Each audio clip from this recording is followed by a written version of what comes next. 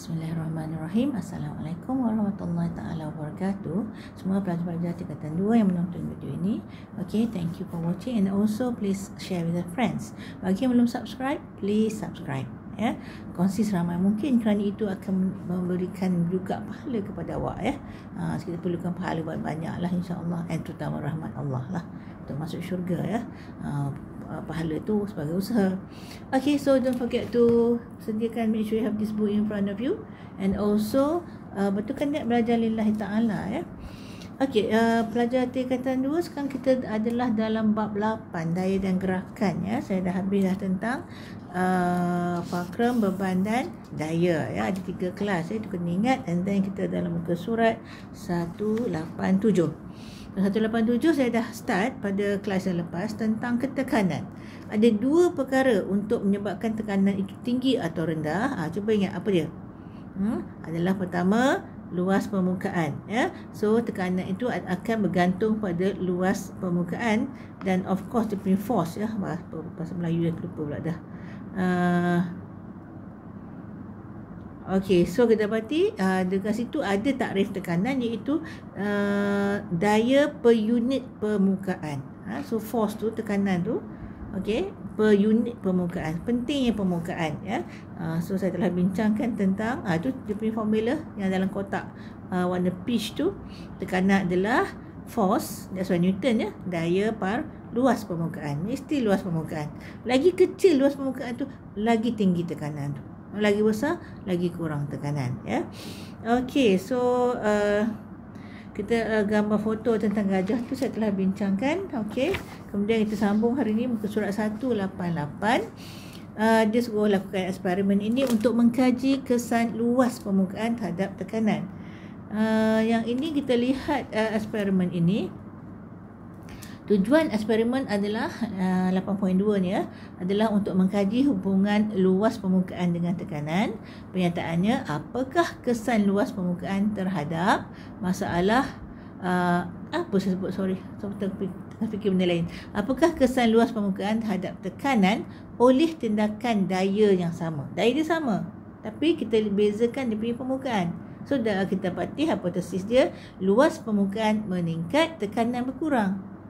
So kalau kita tengok formula ubah tu, sebab yang dimalarkan supaya dia adalah dapat membandingkan adalah blok logam yang jisimnya sama. Jisim sama. Dan yang dimanipulasikan luas permukaan. Tapi tapak dia tu, besar atau kecil luas permukaan itu. Ya, kemudian yang bergerak balas ke dalaman lekuk. So you need blok logam dan plastisin. Rajas, you read yourself. Prosedur dia mula-mula sediakan 2 blok logam yang berjisim sama ya, macam Rajah 8.31. Okey, kalau satu adalah 30 gram, satu lagi 30 gram. Kalau 50 gram, satu pun 50 gram. Mesti jisim sama, itu malar. Okey, gantungkan 2 blok logam itu macam Rajah 8.31. Bila dah gantung, letakkan sekeping plastisin di bawah kedua-dua blok logam itu. Kemudian kita lepaskan blok logam P dan ukur kedalaman lekuk yang dihasilkan dengan pembaris. Kita ulang buat pula yang sama dengan Q, lepaskan, kita ukur dia punya kedalaman dan pembaris. Okey, so keputusan ni patut awak buat lah kalau awak buat dia punya eksperimen in school. Okey, kesimpulannya, apakah hipotesis diterima? Ya, berikan alasan anda. Kerana kita dapati yang Q kita akan dapati kurang dia punya kedalaman berbanding blok Q kurang kedalaman berbanding blok P. Blok P dia punya bawah tu permukaan dia kecil, Q permukaan besar ya. Soalan, apakah perubahan yang berlaku kepada kedalaman lekuk yang dihasilkan apabila luas permukaan tindakan daya bertambah? Luas permukaan daya bertambah, ditanya apa berlaku bila kedalaman lekuknya kurang daripada yang luas permukaan dia kecil ya. 2. Apakah hubung kait antara luas permukaan dengan tekanan? Semakin luas permukaan, semakin kurang tekanan. Sebab formula tadi apa? Force Newton bagi dengan area, luas, cm persegi ya. 3. Nyatakan inference yang boleh dibuat berdasarkan pemerhatian diperoleh. Okey, sebab apa macam tu? Sebab apa nampak Q lagi P lagi dalam banding dengan Q? Okey, inference-nya kerana luas permukaan P adalah kurang berbanding dengan Q. So definasikan secara operasi tekanan. So definasi tadi dah ada kan. Okey, definasi tadi adalah yang muka surat 187. Tekanan adalah daya bagi luas permukaan. So bila dikata definasi secara operasi tekanan, kena bagi definasi awak berdasarkan eksperimen ni. Ya. Okey, kita lihat seterusnya muka surat 189 ya. Aplikasi tekanan dalam kehidupan harian. Okey, dia tanya, mengapakah kepingan logam pada kasut peluncur nipis? Kita nak bagi tekanan dia lagi kuat supaya dia mencengkam dalam ais. Kalau tidak, licin lah. Betul tak? Pakai kasut biasa jalan atas ais memang licin. Awak pegang ais pun licin. Ya, so that means kena ada yang blade tu, blade dia tajam ya, supaya dia cengkam dan boleh gerak dengan laju. Okey, mengapakah mata kapak nipis? Kenapa tak tebal? Nak mengenakan tekanan kuat pada kayu supaya dia pecah. Dia akan terpotong. Okey, mengapakah traktor mempunyai tayar yang besar dan lebar supaya macam gajah tadi, ingat tak? Yang muka surat 187. Okey, traktor tu tayar dia mesti lebar dan besar dan lebar sebab untuk menahan tekanan dia tinggi tau, sebab dia berat traktor tu. Okey, akhir sekali, apakah tujuan paku pada tapak kasut bola sepak sama lebih kurang A, iaitu dia tekanan tinggi dekat yang tajam-tajam spike ke benda tu, supaya nanti dia mencengkam, tak mudah tergelecek jatuh pemain bola ya. Okey, kemudian disuruh bincangkan aktiviti 87 tentang tekanan, aplikasi tekanan dalam kehidupan harian. Kita dah bincangkan sikit yang atas tu, disuruh tambah lagi, disuruh buat secara berkumpulan. Kita lihat seterusnya muka surat 190. Setelah kita cakap tentang tekanan benda fizikal, kita lihat pula tekanan gas ya. Okey, dia kata anda tentu pernah bermain dengan belon. Tahukah anda mengapa belon boleh mengembang apabila ditiup? Kenapa? Tahu je, tiup dia kecil, tiup dia kembang, ya. Mengapakah belon itu menjadi kempis pula apabila udara dilepaskan daripada belon itu? Kan bila kita buka biar kan, dah tiup je belon besar, kita pun tarik keluar angin. Okey, so itu juga tekanannya. Lihat rajah 8.32. Apabila makcik ni tiup belon tu, dia mengenakan tekanan udara sebab udara dalam tu, teori kinetik zarah dia bergerak-gerak, dia langgar-langgar. So makin banyak makin dia tertolak. Ya, so belon mengembang. Bila kita lepaskan udara yang dalam tu keluar, tekanan dekat luar pula atmosfera ni tolak, jadi kecut balik. That's why dia mengempis. Okey, that's why tunjuk rajah 8.33 tu adalah teori kinetik zarah, dia bergerak. Kan kita belajar masa form 1, zarah ada 3 pergerakan. Okey, dia ada 3 pergerakan. Kalau pepejal, dia cuma bergetar pada kedudukan tetap. Dia sama je kalau pepejal. Dia bergetar kedudukan tetap, dia tak boleh nak gerak laju-laju. Sebab dia terletak sebelah. Tapi kalau cecair, dia jauh sikit. Dia boleh gerak-gerak losong-losong. Okey, tapi kalau gas lagi jauh. That's why dia boleh berlaga sangat hantaman yang sangat kuat. Sebab dia gas. Okey, so situ sebut teori kinetik gas menyatakan bahawa molekul-molekul udara sentiasa bergerak bebas dan berlanggar pada dinding bekasnya. Dia mengikut bentuk bekas. So, dia langgar lah kan sebab dia bergerak. Kekerapan pelanggaran antara molekul-molekul udara pada dinding bekasnya akan menghasilkan daya yang menolak pada dinding bekas tersebut. So, daya itulah yang dinamakan tekanan udara. So, dia suka buatkan aktiviti 8.8 untuk menunjukkan udara mengenakan tekanan. So, aktiviti ni tujuannya menunjukkan udara mempunyai tekanan. Lihat rajah 8.34, kalau kita faham arahan, kita dapati ada air, ada gelas. Ya. Kemudian, kita boleh cuba dengan letak kad tu kat bawah. Kalau kosong, gelas tu kosong, letak kad, jatuh punya. Kan? Kecuali terbalikkan boleh lah kan, kad tu. Ke bawah tentu graviti tarik. Okey, so saya ambil ini ya, senang sikit nak demonstrate.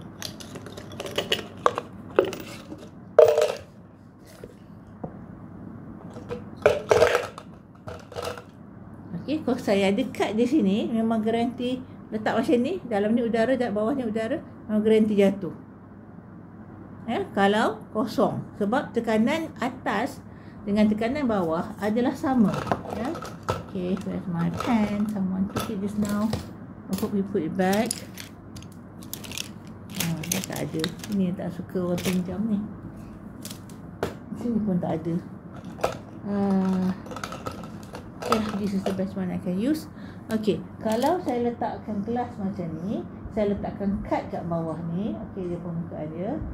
Okay, memang jatuh lah kalau ini udara. Ini adalah udara. Ini pun udara. Kita akan dapati udara. Tekanan dalam ni, tekanan sini, tekanan sini, tekanan sini adalah sama sebab udara dengan udara. Okay. So kena pula gravity tarik, memang jatuh lah. What are you going to do as in this activity 8.8? Okay, isi sebiji gelas dengan air sehingga penuh. Tutup permukaan gelas tersebut dengan sekeping kad. Pegang kad dan terbalikkan gelas itu dengan cepat. Okey, alihkan tangan dengan teliti, perhatikan sama ada air mengalir keluar dari gelas ke tidak, ya. So you going to fill in. Katakan ini gelas. Masuk air sampai penuh ya. Jangan tak penuh tak boleh, jatuh juga. Kalau kosong pun jatuh, kalau tak penuh pun jatuh. So you have to put sampai brim, sampai dia punya tepi ni tutup. Okey, lepas tutup, dia kata pegang kad dan terbalikkan gelas itu dengan cepat. Terbalikkan. Jangan lalak pun, pelan-pelan memang jatuh lah. Dia mengalir sini kan. Cepat-cepat. Okey, so alihkan tangan dengan teliti, perhatikan sama ada air mengalir keluar dari gelas. Soalannya, mengapakah apabila tangan yang memegang kad dialihkan? Ni tangan saya, patutnya ada kad. Saya pun tak boleh buat eksperimen ni, basah sini kan. Okey, dialihkan, air tak mengalir keluar dari gelas. Dia macam melekat je dia punya kad kat bawah tu. Okey, kenapa? Sebab kita akan dapati kalau diterbalikkan dan ini penuh dengan air bukan udara, ini adalah air. Okey, kita akan dapati ini adalah air. Tekanan udara ni dekat permukaan kad ni, permukaan kad ni lagi tinggi daripada tak ada tekanan udara dalam ni. Ni air je dalam ni. Tekanan udara bawah ni banyak ya, tak bawah ni. Tapi jangan kecil kad ni. Kad ni kena besar sikit supaya tekanan udara tu tinggi. Ya, tu kita akan dapati that's why air tak jatuh. Okey, sama juga kalau sometimes awak ada kertas, awak letak atas permukaan, tekan atas apa buku ni lah. Letak kertas. Before kertas, awak letak pembaris. Letak pembaris. Okey, letak pembaris, nampak tak? Okey, bila letak pembaris, saya akan tanda dululah. Susah nak cari. Okey, saya letak macam ni. Inilah. Okey, this is better. Saya buat macam ni. Ni pembaris atas ni ya. Pembaris atas buku ni.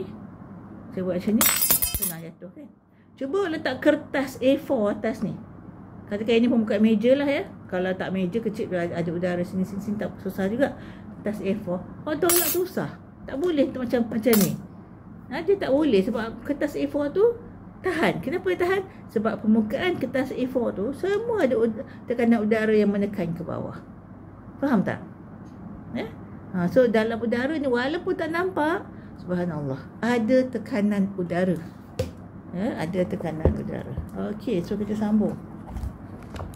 The next persoalan adalah mengapakah, sekejap saya pasang aircon ni dah. Panas pula tadi, kenapa sejuk?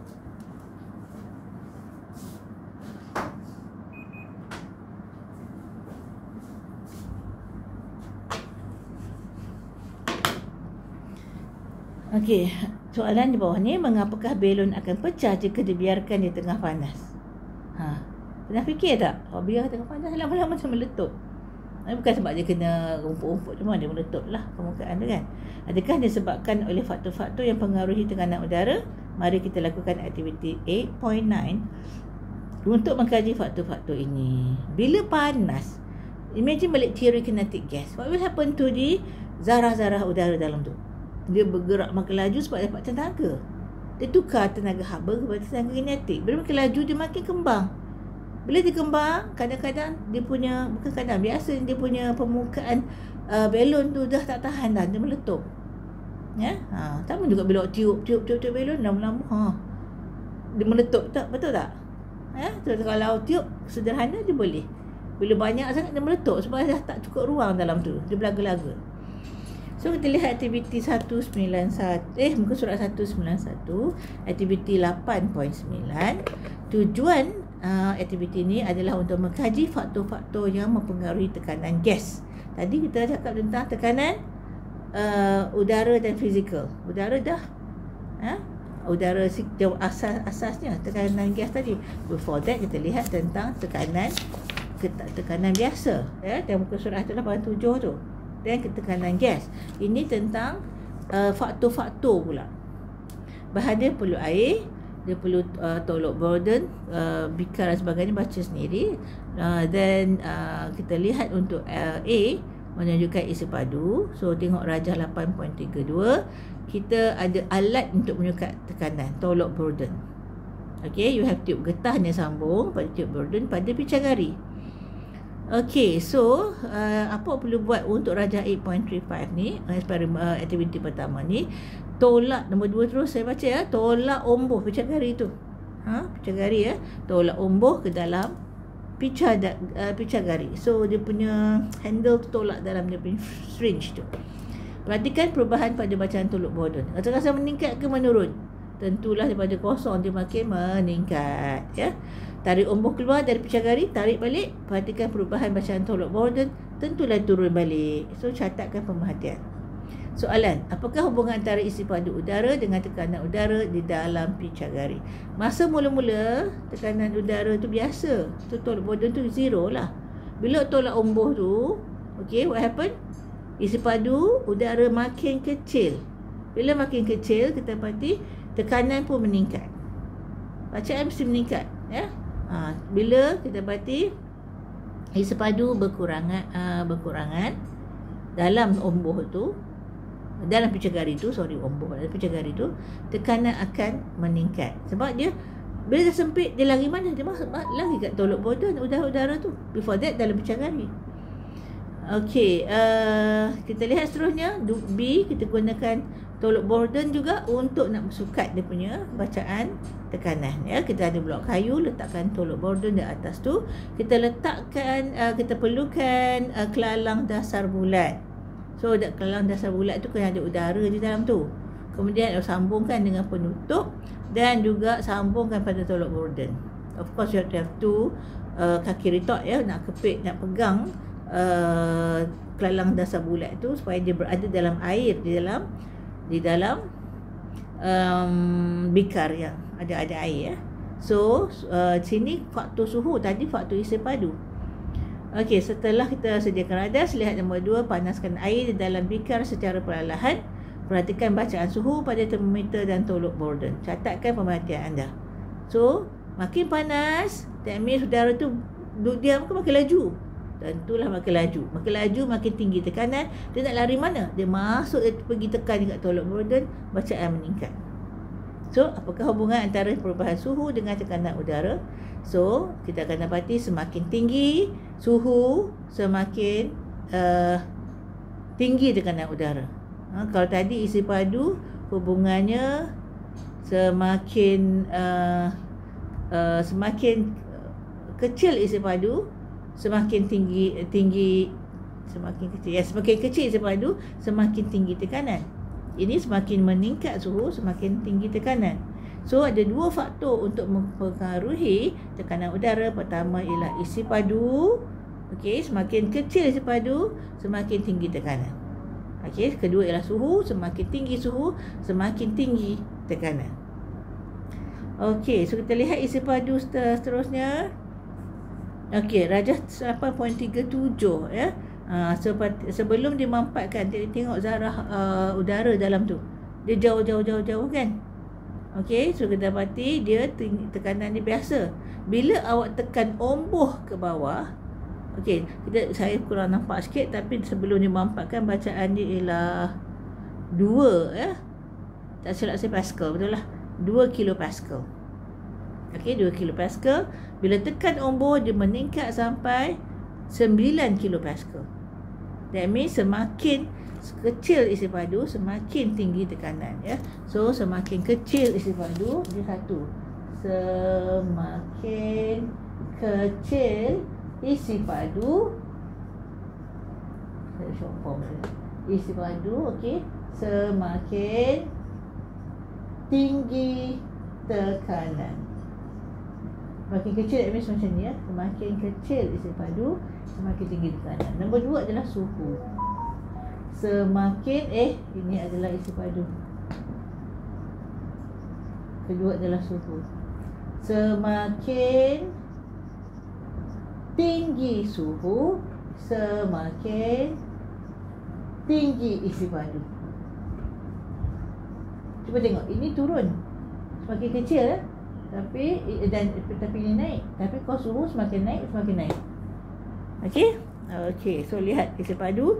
Apabila bekas tertutup dimampatkan, isi padu ruang di dalam bekas dikurangkan, sempat sempit. Hal ini menyebabkan zarah-zarah udara berlanggar lebih kerap.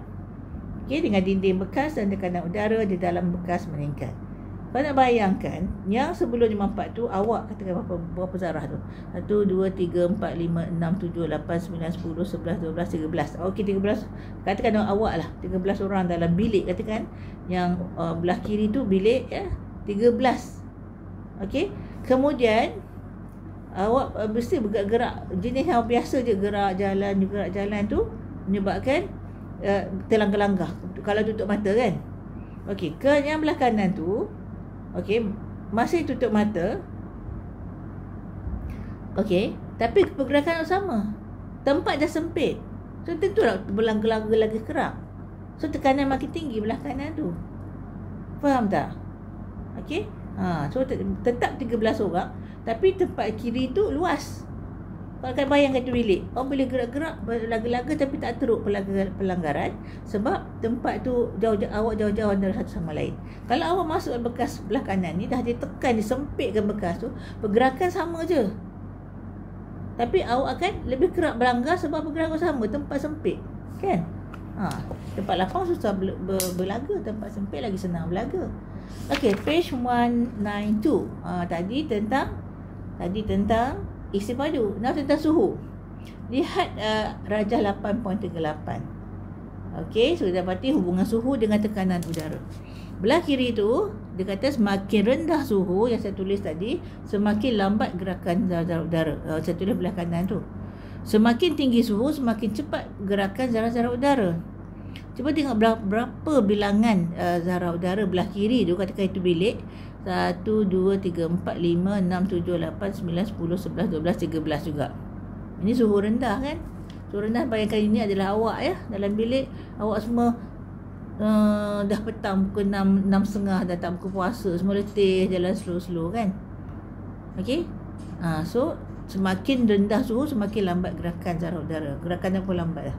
Okey, belah kanan tu, katakan awak baru sudah makan lunch. Lunch tak lakut. Bolehlah lunch pun. Awak kenyang. Awak aktif. Awak tak letih dah. Tadi lapar. Okey, tak payah pakai lunch ke apa ke. Tadi lapar. Gerak slow, letih aja belah kiri tu. Yang belah kanan tu, awak baru makan, awak dah kuat, awak dah segar. Otak pun aktif. Semakin tinggi suhu, so semakin cepat gerakan zarah-zarah udara. Awak bukannya jalan slow-slow. Jalan laju-laju dah. Silap-silap berlari sikit. So tentulah berlaga lagi cepat belah kanan. Meningkatlah dia punya tekanan. Tadi tekanan rendah sebab jalan slow-slow, tak berlaga sangat. Ya. So suhu, apabila suhu udara di dalam bekas tertutup bertambah, zarah-zarah udara bergerak dengan lebih cepat sebab suhu tinggi kan. Hal ini menyebabkan zarah-zarah udara melanggar dinding bekas dengan lebih kerap dengan daya lebih kuat. So oleh itu tekanan udara di dalam bekas meningkat. Semakin tinggi suhu, semakin tinggi tekanan udara. Now we talking about tekanan atmosfera. Muka saya ni ada je zarah-zarah udara menghentam tangan permukaan ini. Awak pun ada, tak nampak je, subhanallah. So kita cakap tentang tekanan atmosfera sebab kita dalam dunia di atas permukaan bumi ni disebut atmosfera kan. Okey, so kita lihat dia punya penerangan sebab penerangan dia taklah susah untuk faham. Apabila air di dalam sebuah kotak minuman disedut keluar, I think most of you pernah rasa lah kan, pernah buat. Kotak itu akan kemik, betul? Okey, macam gambar budak perempuan tu. Okey, apakah yang menyebabkan kotak itu kemik? Apabila air di dalam kotak minuman disedut keluar, ruang di dalam kotak itu jadi Separa vacuum. Dah tak ada udara sebab dah kesedut. Ya, ada minuman dah makin kurang. Alhamdulillah. Alhamdulillah. Separa vacuum. Dan tekanan udara di dalamnya dah kurang lah. Tak ada udara nak langkah-langkah bagi bentuk tu. Dia sudah dikemik. Maka tekanan udara yang lebih tinggi di luar. Dalam dan luar tak sama. Ya? Di luar kotak ini mana dia? Maka tekanan udara lebih tinggi di luar akan menekan permukaan kotak dan menyebabkannya kemik. Awak selalu isap kemik tak kisah, tak faham pun. Now you have to think. Sebab tekanan udara lebih tinggi daripada tekanan kat dalam. Tekanan udara di luar kotak ini disebut tekanan atmosfera. Dalam udara biasa ni dipanggil tekanan atmosfera.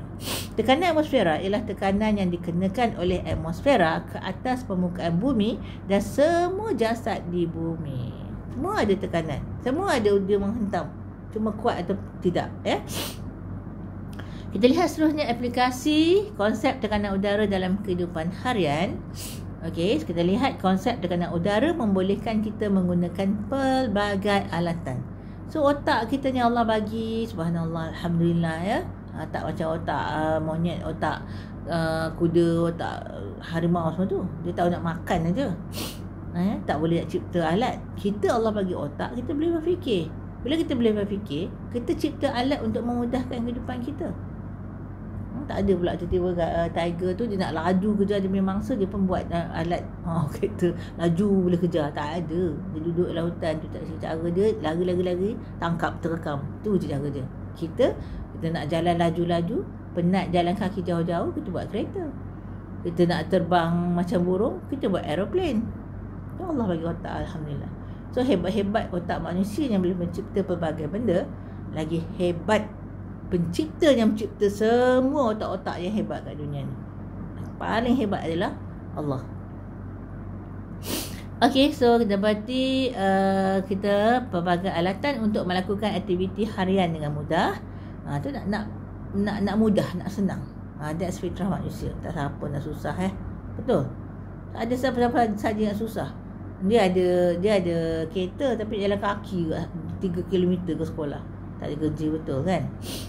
Okey, so kita lihat tujuan aktiviti 8.10 ini menunjukkan kewujudan tekanan atmosfera dalam alat harian. So kita dapati di sini dia suruh guna bahannya air dan cipisan kertas. Dia suruh guna pam sedut yang selalu kita guna dekat sink tu kan, kat dapur, ya.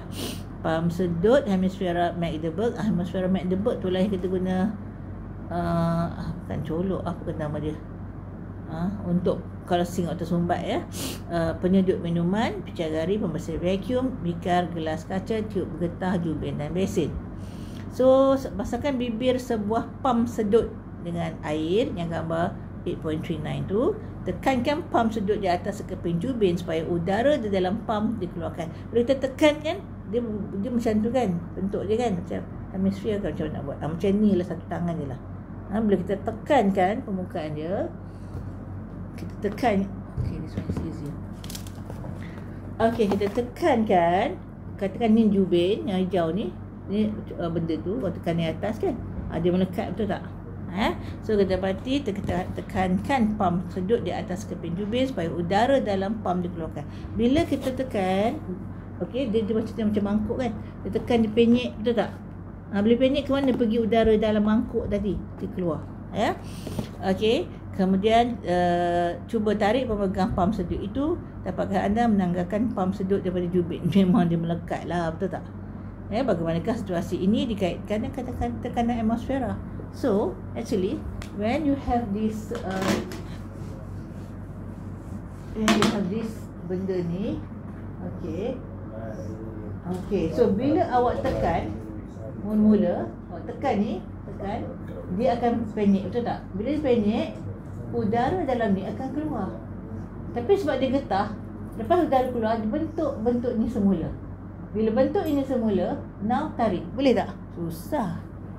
Susah kan? Kadang orang gunakan untuk cangkuk, cangkuk, katakan dia macam tu, kemudian dia lekat cangkuk, boleh apa ni, cangkupkan sudik ke apa ke ataupun cawan ke, nak cawan tak betul.